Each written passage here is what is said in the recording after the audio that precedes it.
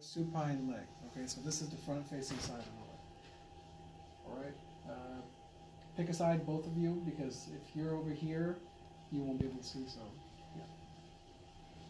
Let's do this one. Alright. So again, as when I told you earlier, when you do the top sheet, you're not going to go like this, no. Top sheet, always, always, always overexposed. Because it's going to make the draping from the smaller sheet, the inside sheet, much easier. So what are we going to do? We're going to ignore the fact that she has socks on. Slightly past the knee. Okay. From here, it's just a matter of lift and tug. Just like that. So how simple it is. There's no complication to it whatsoever. Simple lift and tug. Now you have a choice. Again, if you notice that it's a client that doesn't feel a little too secure, let her. I trust this to you. I trust you with my life. Okay? You notice that when that happens, you get less over here. So now, what are we going to do over here? First things first. Efforage. Every single time. Efforage. Efforage. Efforage. Now, the good thing about the front of the leg, there's not too much to work on. Why? Bones. Bone and bone.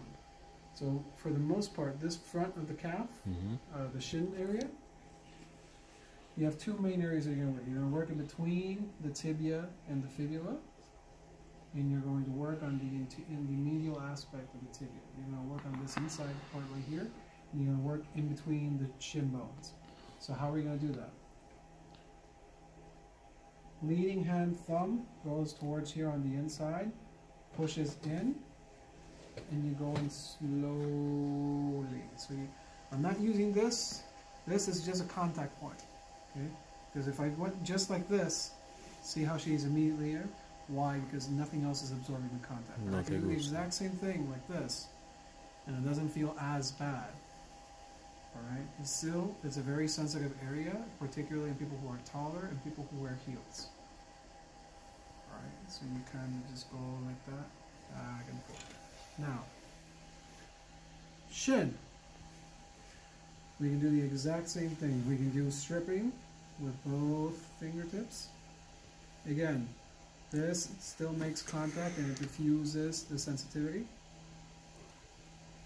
Or you can use your palm.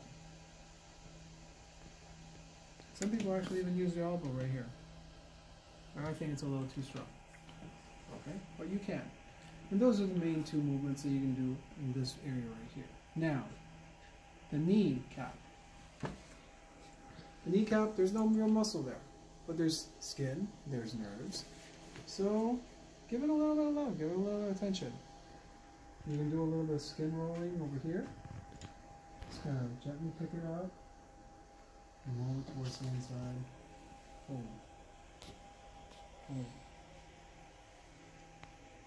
I had someone that used to call this anesthesia. This feels good? Huh? Yeah, I used to have a girlfriend that I would do this to her and she would start drooling.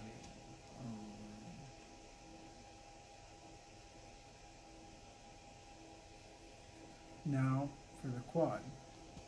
The good thing about the quad is that you can work it pretty much the exact same way you're working with this one. So you can do fist efforage going up, fist efforage going up. You can do basic efforage back and forth. You can also do efforage with your arm.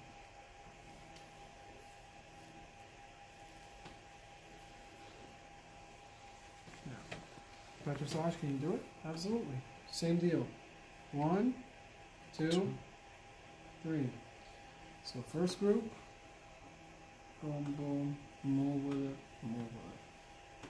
Second group, you can do side to side, you can do back and forth, or you can do a mixed.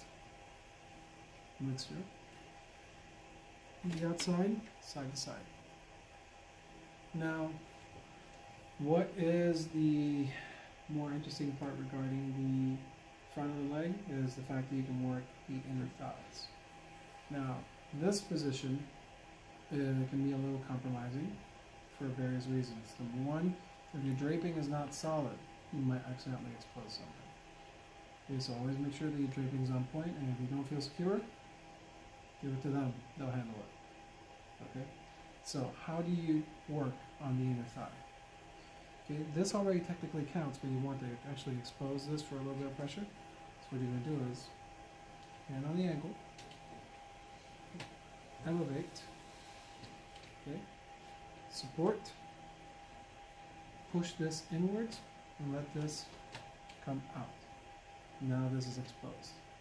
Okay, so you can work this entire area. Now here's the thing with this. Sometimes this is as high as they're going to be able to go because this, either in between range of motion problems or the fact that it's too high. So what can you do? You can, well, I'm trying to realize, you can do this. And that's a little bit easier on them. Yes or no? Because there's not the additional pressure of it falling down. So you can do that. You're compromising your body mechanics a little bit, but you are compensating by making them feel better. Okay? So what can you do over here? Effleurage. Knuckle effleurage. One-handed pectossage. Careful because it can feel... It's funny that as soon as I mentioned that something is going to feel like that. So this... Ticklish? This is going to feel ticklish right there. Because it's what? Specific contact. Now watch. This is specific. Ticklish no matter what. If I do more pressure, even more ticklish. I'm going to do the exact same amount of pressure. I'm actually going to do a lot more pressure, but I'm just going to do it over here. Not ticklish. Not even necessarily painful either. It's good.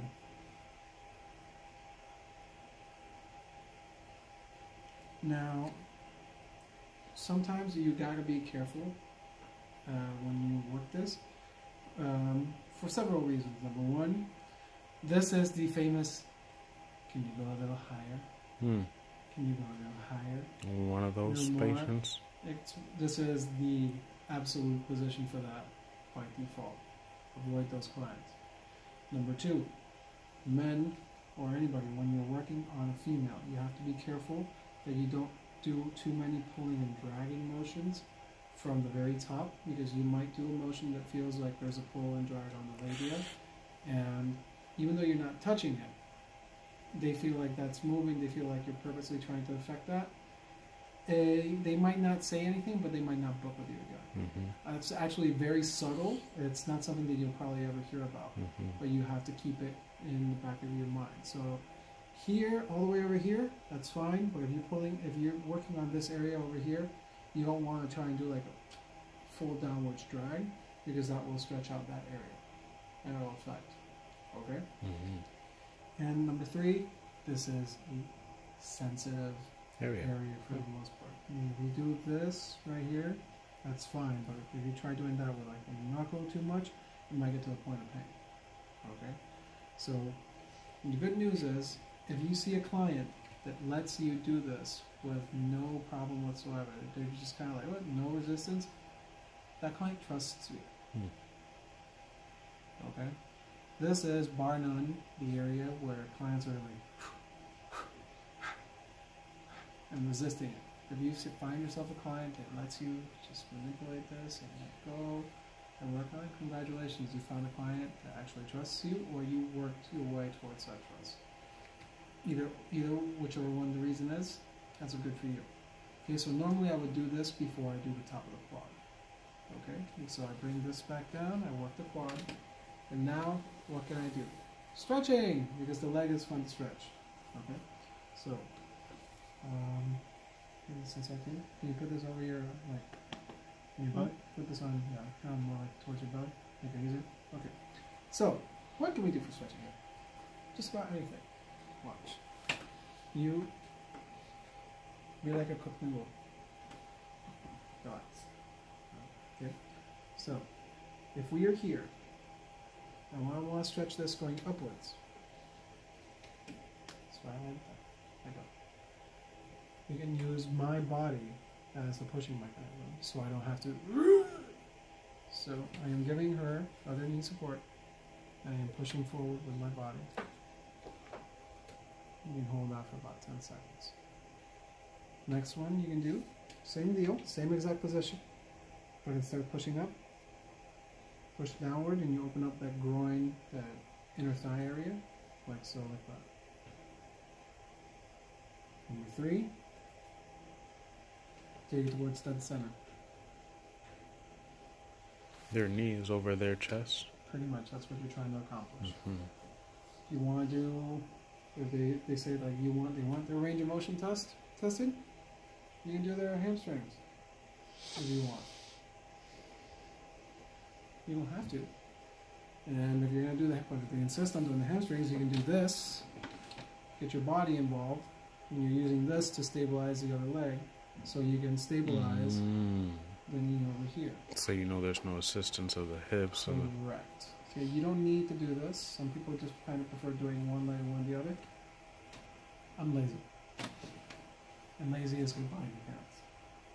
And then we can do my favorite stretch ever, because it has its own name for some forsaken reason, the depth collector. Okay. And this is the depth collector right here. Palm on the heel. Fleshy aspect of your forearm on the back of their toes. And you're pulling and using the calf. So you're stretching the calf out from this distance, but at the same time, you are bringing the leg up.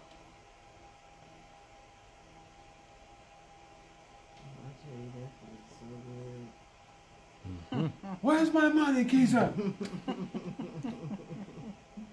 I don't remember who officially named this the depth collector, but it has just stuck ever since. And after that, bring out the grape. Get them ready, you work the other side, and then you freestyle on their feet. And that is the way.